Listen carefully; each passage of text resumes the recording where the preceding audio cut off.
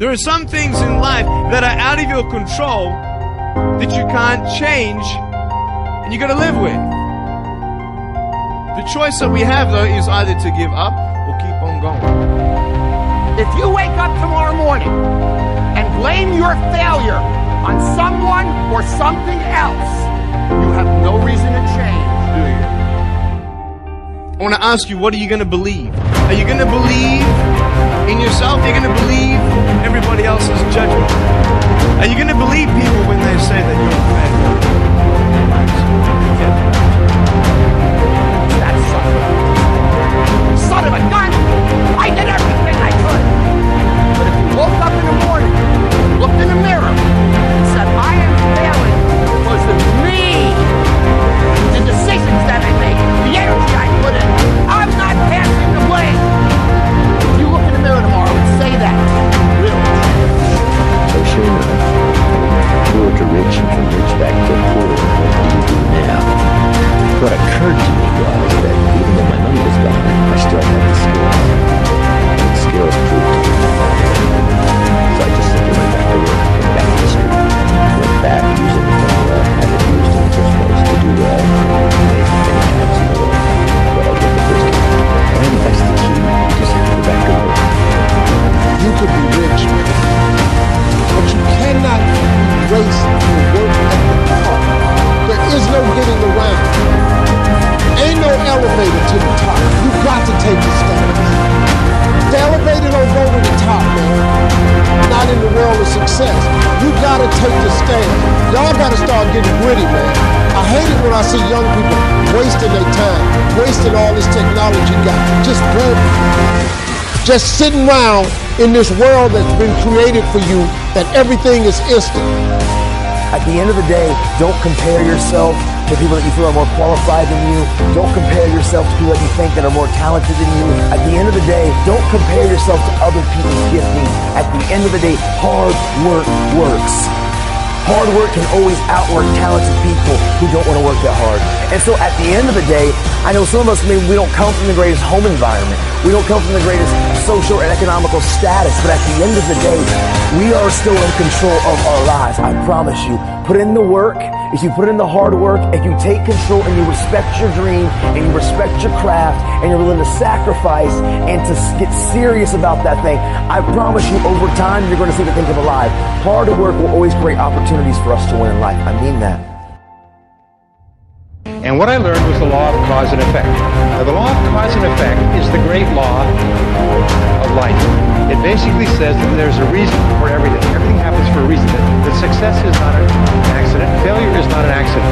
If you want to be successful, happy, financially independent, if you want to achieve all your goals, it's not luck. It's not an accident. What you do is you find someone else who at one time did not have the effect that you wanted. You decide what you want.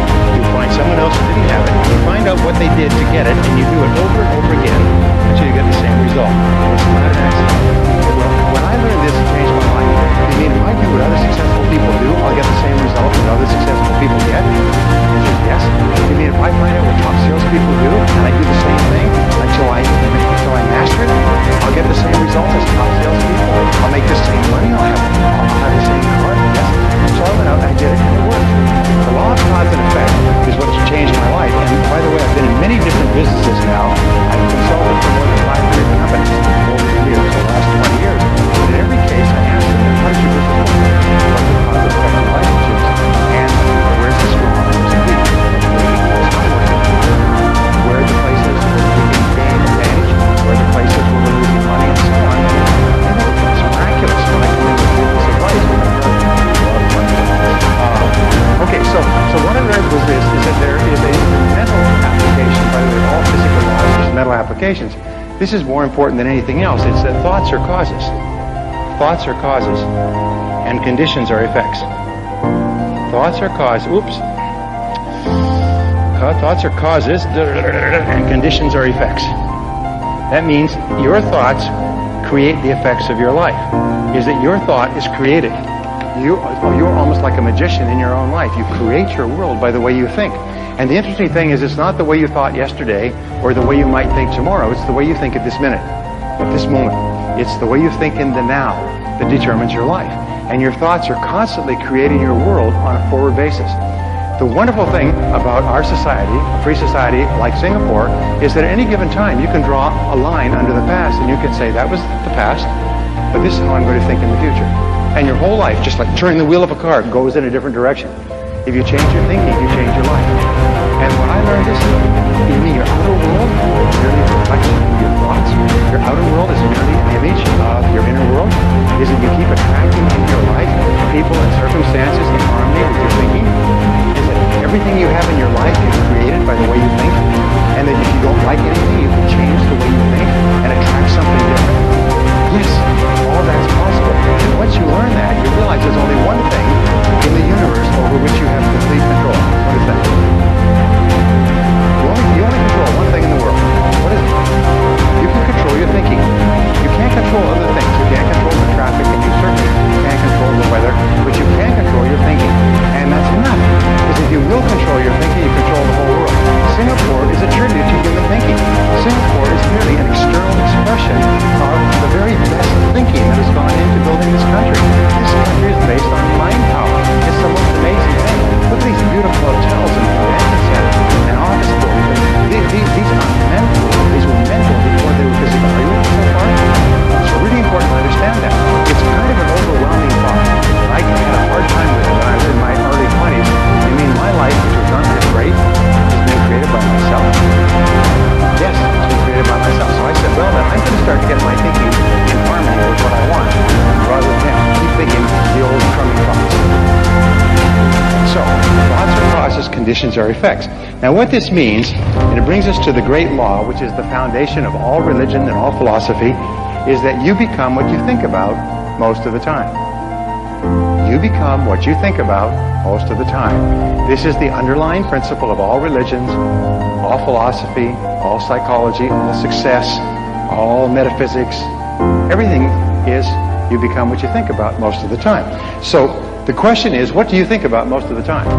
By the way, this law is always true, except there are a couple of exceptions. If there weren't exceptions, then every young man would turn into a young woman by the age of 20.